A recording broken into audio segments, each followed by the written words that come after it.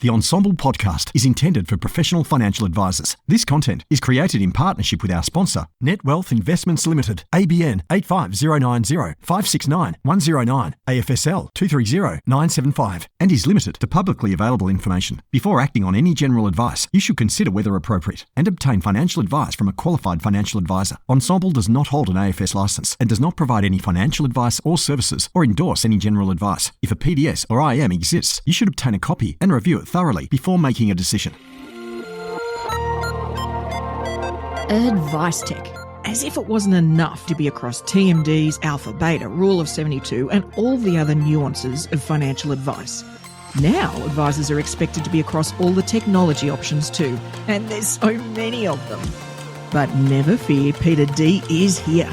Join me each week on a journey of discovery through the software and apps on offer for advisors and advice businesses. So let's dive in, fellow advice explorers. This podcast is proudly sponsored by Netwealth. Imagine a world of investment choice that goes beyond borders. Open up a world of investment opportunity with Netwealth, where you can access local and international securities, as well as bonds and foreign currency options for wholesale clients. Offer your clients flexibility, transparency, and efficiency with managed accounts, managed funds, and access to non-custodial assets. A world of investment awaits you. Discover it at netwealth.com.au/woo. Hello and welcome to the Ensemble AdviceTech podcast. I'm Peita Diamantidis, and this week we're kicking off the first of our new AdviceTech feature episodes, where we sort of discuss broader ideas and issues the industry is facing when it comes to tech. But I promise next week we'll return to our regular programming and dive into a specific app. Now, today's feature topic is tech and the client value proposition. And who better to have the first of these conversations with than the self-confessed tech geek from Netwealth and a particularly stylish wearer of Silicon Valley chic. It's Matt Heine. Woo! That's very generous of you, Peita. Good to be back. It is. I'm so glad to have you back. I mean, you're my first returning guest for the AdviceTech podcast. And I think you were back all the way in episode 5. Feels like a long time ago. We're in the 40s now. It does feel like a long time ago. I feel like I've aged since then. But before we dive in, as we always start, and the listener knows this, we normally would dive into things like emoji use and smartphone apps and all that sort of stuff, which we've done with you before. So as a returning guest, the first thing I'd love to know, to learn a bit more about your tech use, is if someone came to you and offered to build the perfect AI buddy just for you, what task would you want it to magically do for you? That's a very good question. I'm actually a bit disappointed that you didn't ask me the same question you did last time. So I was a bit embarrassed by my response. It was very pedestrian, and had I had more time, I'm sure I could have come up with something much better. So what would I have as my perfect AI buddy? So probably like many listeners, I'm already using ChatGPT for a whole range of things, including writing bedtime stories for my kids at night, which if you haven't done it is great fun because depending on what time of the night it is, you can choose a 500-word story or a 1,000-word story. And basically you get them to pick the key ingredients. So the last one I wrote was my son wanted to turn into a lizard and fight evil with his best friend, Evander. And what was amazing about it was it actually not only wrote a beautiful story, but then it finished the story with the moral of the story, which was about despite diversity and facing into adversity, when you're supported by good friends and family, you can fight whatever you want. So that was pretty amazing. So if you haven't tried it, I highly recommend it. But what would I want as an AI buddy? Probably along a similar theme. If I could have an app or some technology that translated what I asked my children into something that they actually listened to, that would be amazing. Like the intuitive translation, right? So it's not language to foreign language. It's intent to something that they're interested into. Like maybe it makes it into a rap song or something, so that at least they're listening as you ask them to do things. Exactly right. So if you come up with anything, please let me know. I will, but I'm definitely stealing the ChatGPT use. That's fantastic for a bedtime story, because there's nothing worse than those of us that aren't that creative trying to come up with a random bedtime story. It's just not pretty. You know, it's when you start to fail as an adult, I've discovered, when you try to do those things. And the best bit is, which I haven't done yet, but it's next on my list, is you can then use DALL-E to actually illustrate the story that you've just written on ChatGPT. So, hours of entertainment. Oh my goodness. Yeah, everybody's running away. They've all paused now and they're all going to run away and do it now. So now my second question actually is sort of taking a look back, I guess. Look, not all new tech is good tech, right? Not all new tech makes things better. Is there anything that you love the analog version of better than the new tech? Can I just go with life? Yeah. Living. Yeah. Living. Life was a lot easier without a mobile phone and a laptop. It sort of is. It's why we all love holidays when you can just lose, you have no contact, there's no Wi-Fi. I love it when they say that. We don't have any internet. It's actually my favorite thing to do is to lock myself away without a phone, up in the hills for 5 days, with no technology, no newspapers. You come out feeling incredibly refreshed. It's liberating. It is. I do the same. I pretend that planes don't have Wi-Fi anymore. I just pretend like I can't do any of that. Just relax. I get too Alrighty. Right. Let's dive into client value propositions and tech, shall we? So advisors like me, we often focus on tech and we focus on that sort of operational efficiency, the productivity sort of focus, which is natural. I mean, that's where technology's always started. But there's loads going on in the client value proposition space. This can be whether it's investment philosophy or even the customer experience. So, let's start with the investment philosophy and offer. We're doing, a lot of discussions about that on the Ensemble platform. Advisors are really going much further in terms of what they're trying to deliver. What are you guys seeing in terms of clients' needs or demands from firms and what they want, in terms of how we need to enhance or sort of reconsider our investment philosophies? Yeah, so I think this is a trend that's been playing out for some time now. So it started in the US probably 10 years ago, and we've seen movement in the Australian market, but it really has accelerated, I think, throughout COVID with market volatility and the need to be doing more regulation overload, et cetera. And I guess rather than getting into a discussion necessarily now about different legal structures, SMAs, MDAs, if we sort of talk broadly about automated investment solutions, so finding ways to scale your investment philosophy is really what advisors are looking for. Yeah. And really that means that if they can find a way to, first of all, articulate and describe what their value proposition is around their investment philosophy, and then implement it as efficiently as possible, it means that they can start to really focus on delivering great service and focus on that strategic piece, which is where we all know advisors can add the most value. So we really have seen managed accounts particularly grow exponentially over the last 3 years. And I've just done a roadshow around Australia talking about some of the things that we're up to. And one of the interesting statistics was that if you look at our managed account in 2019, so we'd been in the market for 5 years, we were one of the sort of the pioneers, if you like, in the managed account space. But it had taken some time to get traction. And so in 2019, the size of our managed account was $2.5 billion. Now, if you fast forward to today, it's in excess of $13 billion, or 3 and a bit years later, which just shows you that exponential growth throughout that period. And what's really interesting is that within that managed account, we've got a very, very diverse user base. So we've got everything from smaller practices dealing with accumulators, all the way through to very high net worth individuals, ultra high net worth individuals looking at customized portfolios and everything in between. So from our perspective, it's not a product. It's just a really efficient way to actually implement a firm's investment philosophy. And that might be that they believe in passive management with strategic asset allocation, or it might be that they actually believe equities can add more value in the Australian market, but they want indexes and managed funds for overseas. So the tools and the capability of managed accounts, and that could be through an SMA or an MDA, are very far superior to what they were 5 years ago and certainly 10 years ago, and really allow firms to differentiate their offer through their investment philosophy, but also make sure that they're treating all their clients equally and that everyone's got the same access to their best ideas at the same time. And it's an interesting nuance there, because I think a lot of the discussion around managed accounts and all of the permutations thereof can be a focus on the investment insights and all of that expertise, when that's only half of the tale. The other half is this ease of implementation. So, and when I say that, I mean having something very personalized for that client and then being able to implement that easily. That was always something that's been so clunky historically. Yeah, and for any advisor that's had to try and run the business, service clients, rebalance portfolios over the last 3 years during extreme volatility, it's actually not possible and to deliver a great outcome to the client. So what we saw was incredible outcomes because investment committees were able to look at overnight data.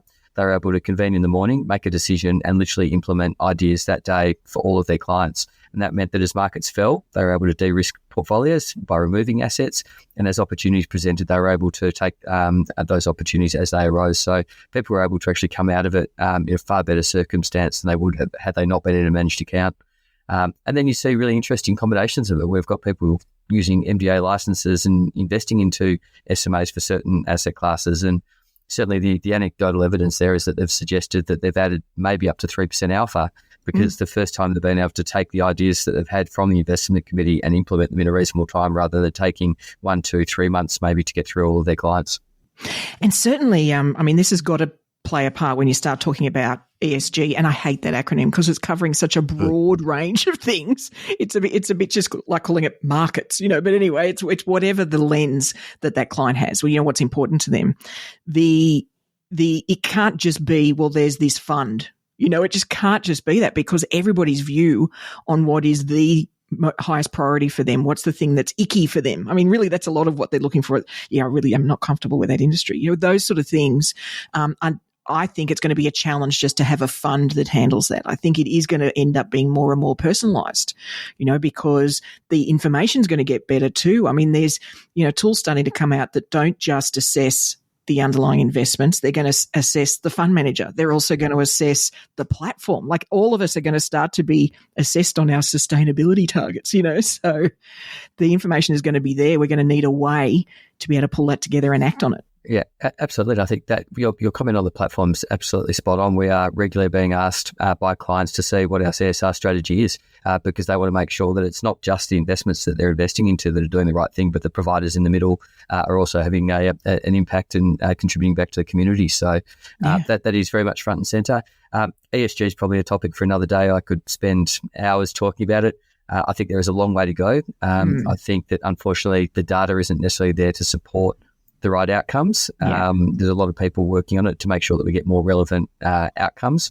but to rely purely on, some of the current providers is a mistake. But look, it's really good. I think it's heading in the right direction, and we know it's important to clients. Yeah, and that's the thing. I think people just are going to expect more and more ability to personalise, but also gain access. They're going to want to be able to gain access to alternatives and other things that otherwise we used to sort of be outside the perimeter of an advisor, right? And so that's just going to be the expectation of the public. And our tools are going to have to reflect that.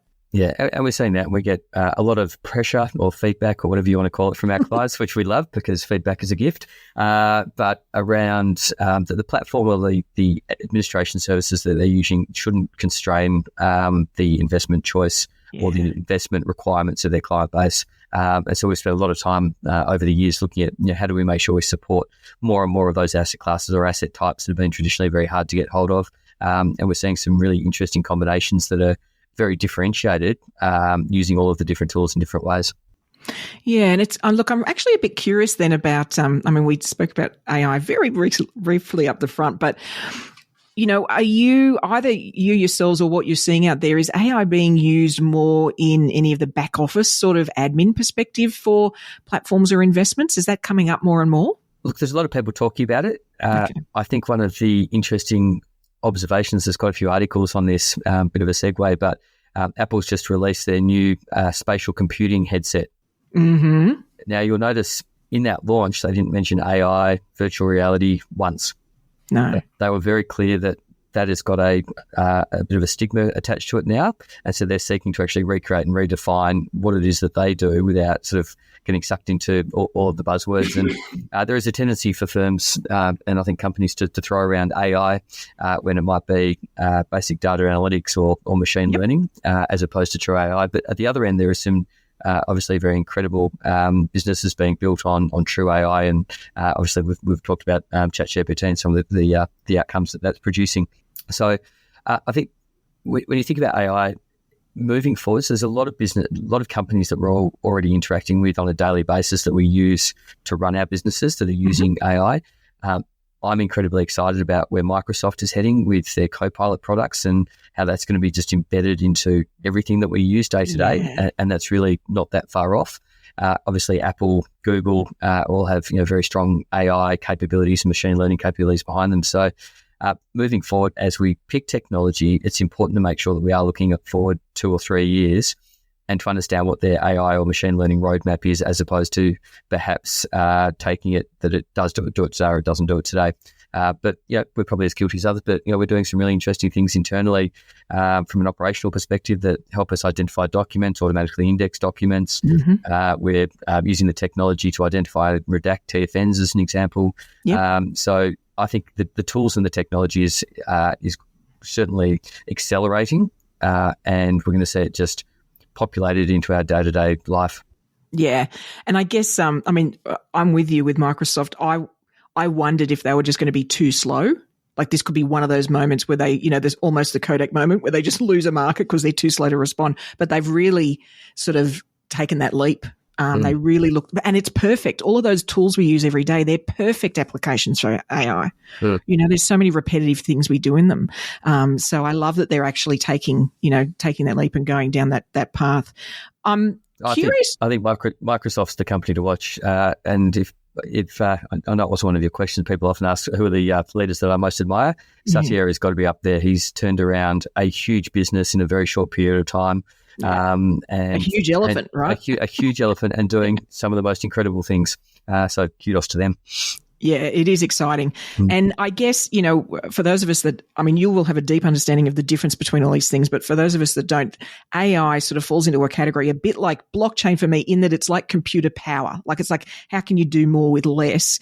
Are you seeing more and more things sort of taking advantage of blockchain as a tool as well in investing? No.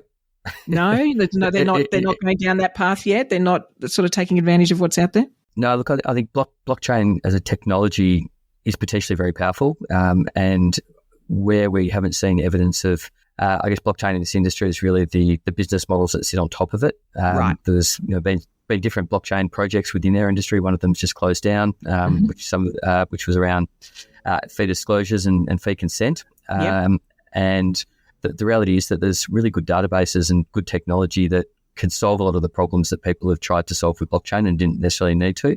Okay. So I'm not saying it's dead. I think it's just really got a long way to go before we're starting to see real practical applications. I know there's people that are looking at building new exchanges. Obviously, chess has not been a great example of a use case of blockchain, probably the worst use case. And that's going to set the industry back because people will be naturally gun shy now. So I think it's a good technology. It's really about the business case and the business layer that I haven't seen anything amazing yet. Yeah. And I guess, you mentioned security, and it's clearly front of mind for all of us now. And I only imagine you guys are well down that path as well. Are you seeing, are we evolving fast enough with that, do you think? Do you think the industry is keeping up with what it needs to be doing on the sort of cyber risk and protecting our clients, or do you feel like we're playing catch up a little? Oh, I think it's a long way to go. Cyber is hard. The attacks are incredibly sophisticated. The number of attacks, the sophistication of the attacks is incrementally huge since the beginning of the Ukraine-Russia conflict. We're seeing a lot more activity. And obviously, we're seeing a lot more companies suffering as a result of cyber attacks. So it's something that people just have to be diligent about. You can't hope that it's not going to impact you. As an industry, we have more data than pretty much any other industry, including medical, and we need to do everything we can to protect that information. So if you're not thinking about it, don't have external professionals helping you, it's something that you really need to be looking at. There's a couple of things on cyber. One is that people will almost always be the weakest link, and it's we can do training every day, but ultimately it's someone that clicks on a link that they shouldn't have, or opens an email or an attachment that looked suspicious but they hadn't picked up, that will cause issues. And equally, we do see a lot of attempted client frauds where it's the classic clients overseas gets their Gmail account hacked, starts asking the advisor and us for money, and before you know it, there's lots of conversations happening left, right, and centre. And luckily, we have a lot of processes in place to stop those frauds. But you need to be diligent and aware. And it is one of those things we talk about in our practice where the best thing at any point is a conversation. like actually communicating with a person, not pick up using the phone. stuff. Exactly. Just talk to them, because that can circumvent so many of these things if somebody just spoken to somebody else. Absolutely. And catch that. Cool. All right. So then if we then take a look at tech in the environment of the client experience, which is probably something that all of us have begun to consider more, but we're probably in earlier stages. We've still got some work to do along that line. We've still historically had our client experience almost defined by legislation, and that's natural. But I think with everything going on, and I actually think last time you and I spoke, there were some announcements that dropped on the day that we spoke. And just recently, we've also had QAR come out and some things said that are going to be changing. So it's quite good timing. Then, technology and the way that it can improve or enhance the client experience is a real thing now, particularly with millennials now being a huge portion of the client prospects we're all going to be dealing with going forward. Yeah, I often joke or comment that the biggest innovation in financial services in the last 2 decades has been digital signatures.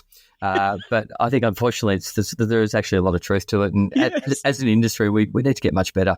And I think your comment before about the number of millennials, it's probably not the point that's relevant. And all of our research would suggest that if we use client portals as an example and mobile client portals, when we've researched and done our advisable Australian reports, the needs and wants and desires of our high net worth established affluent and an emerging affluent or millennial with money are almost identical.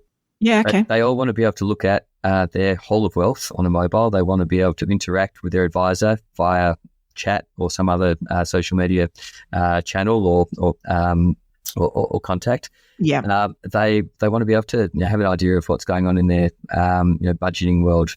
So all of these things that have been sort of, I guess, pushed down the line as, that's something millennials want. It's just not true. And COVID really did accelerate that. And if we all think about our own lives, going back to our conversation about life being complex, everyone lives on their mobiles these days. And so the more that we can interact and create context to those interactions, the deeper those client relationships are going to be over time. And there's lots of different ways that can be done, but we really do need to start investing in that digital front-end experience, not only because we know that advice firms that have done it, it's only about 30% of the industry so far, but they're seeing much higher levels of satisfaction. They're seeing much higher levels of client engagement.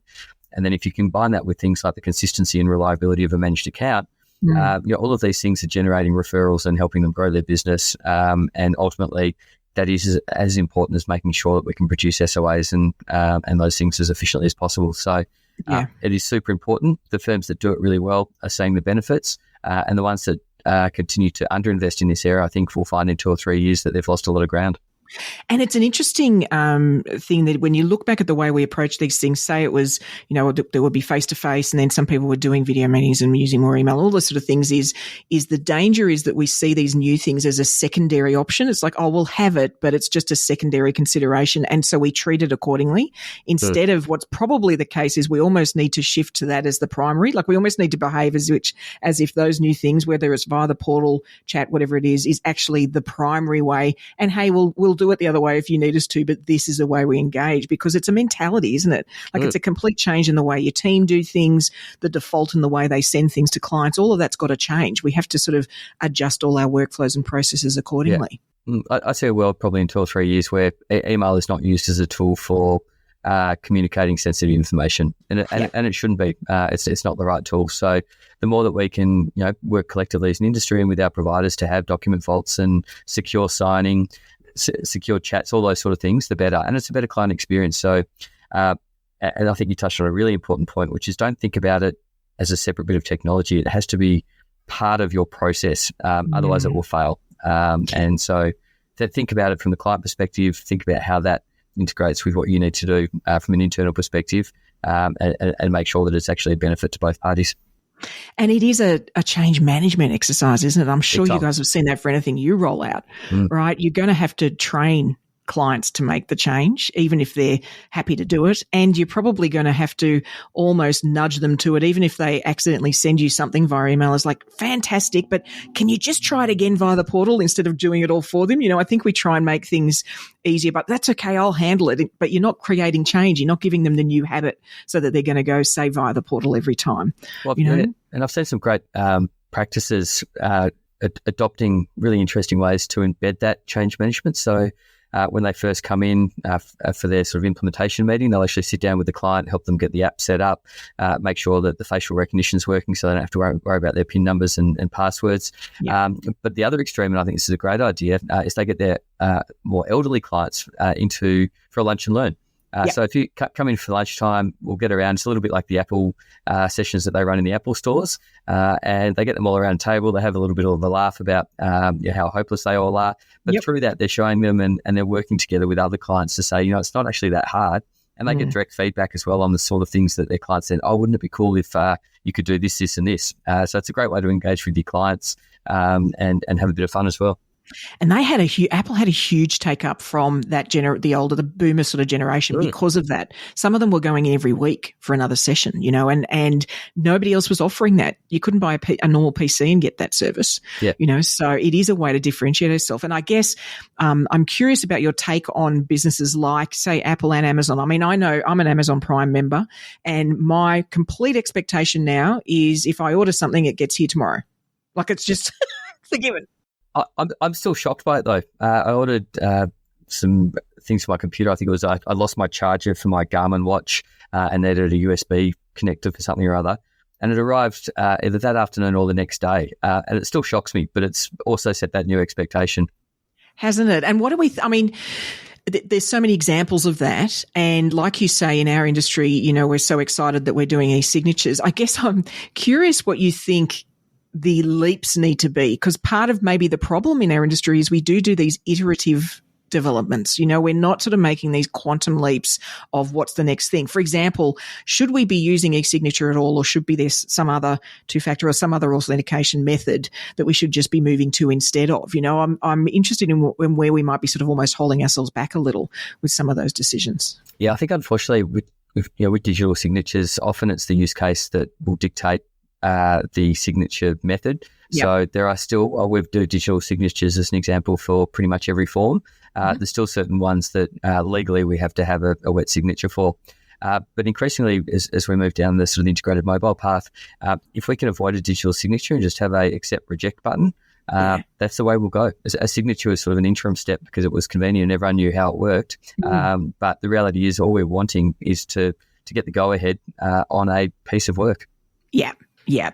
And so what else do you think, you guys have spent a lot of time on, even your portal for Netwealth, and, what people are using. I'm curious what you're seeing in terms of the users and what they focus on a lot. Like, what are you seeing them use, and what are some things that you've put in there that nobody takes a look at? You thought, that was all that effort and then nobody's really utilized it. Was there any surprises?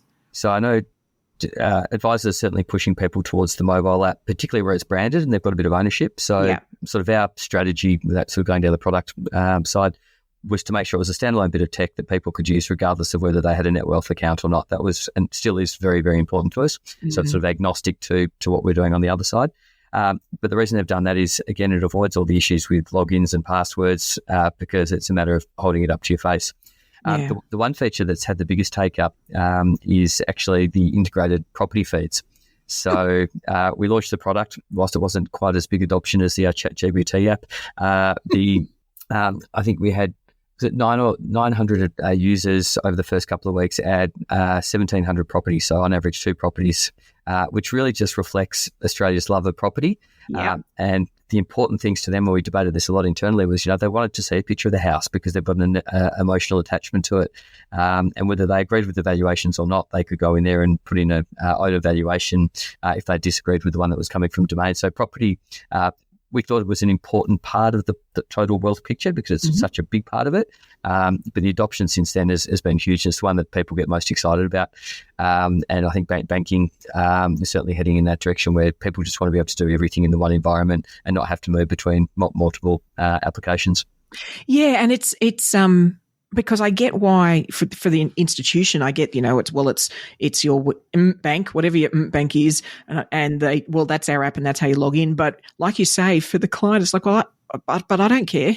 I want to just see all my stuff, right? Why can't that be in one place? And make it easy. So I've got an experience, and I won't name the accounting for software. It's one of 2, but their view was that rather than building integrated apps themselves. They would just have a huge exchange of different services. Yeah. The problem for that is it worked really well for the accountant. But as a client, I had to go in, load up a receipt in one app. I then had to approve it in another app. And then if I wanted to see if that had been processed, I had to open up the accounting app. And so I just didn't do it. I went back to sending emails because it was much easier. So again, got to think about it from the client's perspective and solve the problem for them rather than what makes it easy for the advisor. Yeah. And I think that, I mean, that's the thing that I'll be curious about as we go further down, things like the actual apps on clients' phones is what else makes it easier? Is it something that'll nudge them when they need to do something? Is it like, what are the features that maybe we don't see as important, but will add immense value to them? And I guess that only comes out of asking, right? It only comes out of understanding where their biggest blockages are or interests. Like you say with the property, I mean, of all the things that we could have in there, really? Like, really? But everybody's fascinated. And particularly when the market's going nuts and a bit berserk, then they're all curious about that. It makes sense. It's the one thing every Australian will have an opinion on. Yes, exactly. Exactly right. Is there any other, in terms of then it's not so much productivity, but, the customer experience, are you seeing any more things that could be exciting about, say the next best thing for, the advisor to work on for a client or anything like that you're starting to see that technology can add some real value to?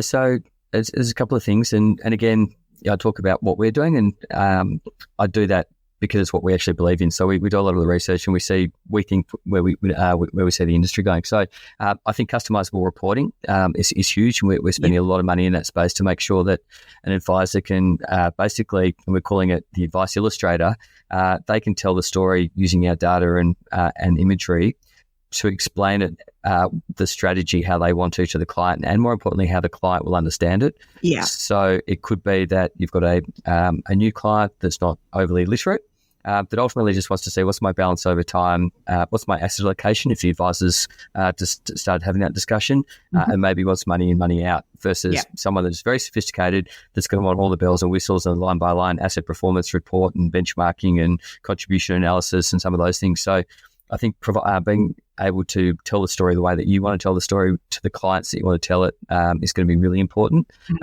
So that's certainly coming. And then if you sort of think about AI, I was fortunate to do a live interview with the head of data and analytics and AI for Morgan Stanley in the US, where they have 16,000 advisors that they're building solutions for. And they're doing some really cool stuff and have got a arrangement actually with OpenAI, which is the engine that sits behind ChatGPT. And so they're training. So they've had next best actions for some time. So when an advisor logs into their desktop, and their whole theory is that it's man with machine versus man without. And so they're not trying to replace the advisors. They're trying to make them as efficient as possible and put them in a position where they can add the most value. And so next best actions is when they first log in the morning, it basically says this has occurred overnight. These portfolios might be out of balance or range, or you might want to speak to these clients because they hold X stock. They can then automatically press a button, email those clients, or arrange a phone call with them. So, that's sort of the first thing that they do when they go in the morning. Where it's heading, though, is really interesting. So they're using the OpenAI engine. They're training it only on Morgan Stanley data, so it can't hallucinate or sort of go off and find weird and wonderful statistics from around the web. And it'll allow the advisors to effectively ask the engine things like, what's better, BHP or Rio? And then rather than having to pull down two different research reports and try and work out what the key drivers are and who's doing well where, it'll do a full analysis and basically say, BHP is a better option based on the following things. So, again, potentially saving the advisor 20 or 30 minutes of analysis almost in real time while they've got the client on the phone. If it's a new client and the client's asking some broader questions, they can then sort of query, okay, how do I open an account for them now, and it'll automatically walk them through the next steps or how a particular process works. So really driving efficiency using the in-house capability and the in-house IP around sort of data and research. And I think what's exciting about that is it actually frees you up to be more human, Right. That's the best technology. That's what it lets you do, is it lets you be more human, spend more time with them on understanding them and what they want to do and all of that personal stuff, which is fantastic, and the juicy bits, because all the rest is worked out. Whereas, I mean, when I think back to some of those meetings I've had years ago, when you've got the printed out fact find and you're spending the whole time, like, it's just horrendous. That's not actually engaging with a client. So all of these things give you more time to do that. And I mean, for listeners of the podcast, the Ensemble platform has behind it that we all type in and we chat to each other on and ask questions. It has AI behind it. And so when Ensemble happens to come out with some thought leadership that you feel, wow, that's exactly what I was just thinking about. Well, it's because Ensemble AI is listening and they've pulled it all together and said, this is the things advisors want. How fantastic is that? And as I always say, the trick is to make sure that you use it in a way that doesn't come across as being creepy. Right, exactly. It's just insights, it's just actually listening when people talk, as opposed to digging through all sorts of layers of awful stuff, Yeah, it's really fascinating. Is there anything else that you can see sort of coming up that's interesting that you guys might have discovered in any of your similar visits, like your Morgan Stanley one? So yes, I think you're not going to have a conversation these days, unfortunately, without talking about AI. I think it really is evolving rapidly, and generative AI is incredibly exciting, and it's going to allow us to replace a lot of the processes that can take us hours and hours and hours. And I've got hundreds of stories that I could share with you already, but conscious of our time. So I think let's have a look at how that evolves. SOAs are going to change anyway as a result of QAR. So how do we use some of the tools available to streamline that even further? So that's important. I think that digital experience, providing personalised insights, is critical and not that far away. It's got to be hyper-personalised, and to use a saying that I often use is that we can never forget that the service levels that a client expects are based on the last best experience that they had. And inevitably, that will be one of the big tech companies that we all work with, an Amazon or a Facebook, where they do get that hyper-personalisation at any time.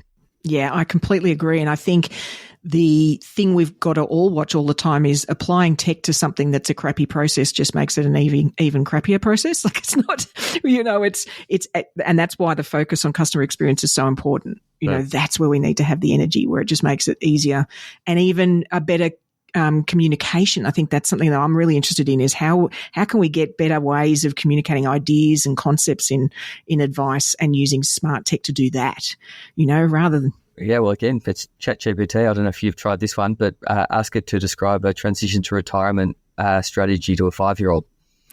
Nice. Oh, well, there's your mission, folks. I feel like that's a fabulous way to finish up. We've all got to go and do that. And we've got to learn from this, right, of how we can communicate better, because that's actually the value we can bring. We can bring that connection with our clients. All right, Advice Explorers, if you'd like to find out more about how Netwealth works with advisors, you can see the link in the episode show notes. You know where to find them. I hope you got some value out of hearing us geek out over all the future technology issues out there, and having two tech geeks on the microphone. Thank you so much for joining us, Matt, and for Netwealth supporting the Ensemble AdviceTech podcast as a sponsor. We really appreciate it. Great to be back, and always enjoy the chat. So, folks, look, there's so much going on, right? I mean, I could quiz Matt about the things he's seeing out there of what people are doing, for hours and hours and hours, because it's interesting. I think for lots of us, it can get a bit overwhelming when we hear all these things that people are doing. The thing is that just keeping, your ear slightly to that, like just allowing yourself to be vaguely aware of what's going on, will mean that at the right moment, we hear that thing that can just solve that problem we've got, and we, in financial advice, we just absolutely need to understand how far behind we are other industries, and we really need to lean into some of these changes. Now, that doesn't mean that we just constantly change the tech stack we have. It doesn't mean you're constantly implementing new technology at all. Not that at all. But I think an awareness of what's happening can even just get us to question the process we use. not just the technology. Yeah, it can really, Matt mentioned something there, the difference between a signature versus an acknowledgement.